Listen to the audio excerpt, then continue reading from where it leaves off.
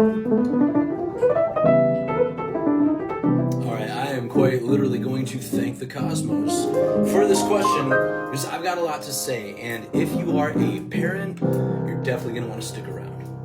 When I was 5 years old, my mom picked me up from school and she said, "David, I have a surprise for you." And that surprise was my very first piano lesson, and looking back, I see how powerful it was that she framed music as a gift, not as a task, right? We don't work music, we play it, right? And that truth, it's easy to forget. Now, if you want to give your kid a strong start, the most important thing that you can do is just be there. Sit beside them. Help them practice, okay? Don't wait for them to, show interest before you invest in a decent instrument.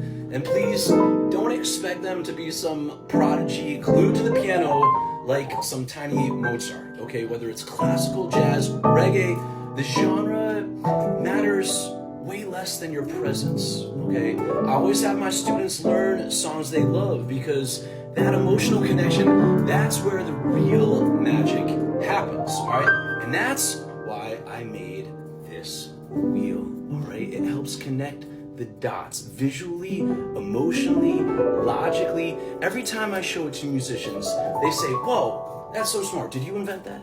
Right? If you were looking at this and you don't quite understand what you are seeing, that's exactly why you should get one. You and your child can learn together.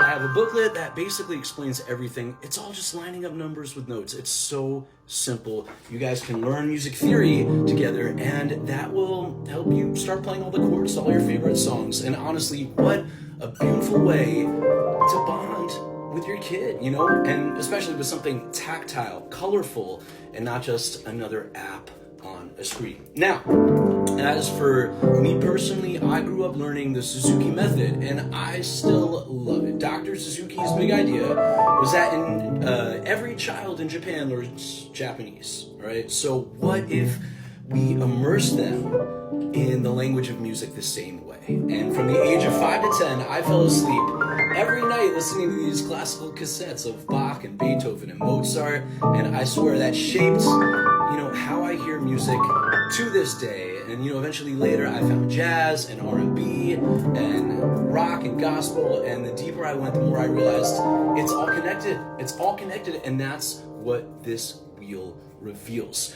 Now, just a couple more thoughts on the matter. If you are on a tight budget, here's a couple quick tips. Get a keyboard with velocity sensitivity, meaning if you play it gently, it's soft, but if you play it harder, it's louder, right? Some cheaper keyboards skip that, and honestly, it is, for me, such a vibe killer. Also, call a local piano mover, right? You'd be surprised how many abandoned pianos they have. Sometimes you can get one for just the cost of a move. Just ideally try to have a tuner check it out first, all right? Because if it's piano hasn't been tuned in over 20 years, even if it's a Steinway, it might not really be salvageable or worth the money to get it up to speed.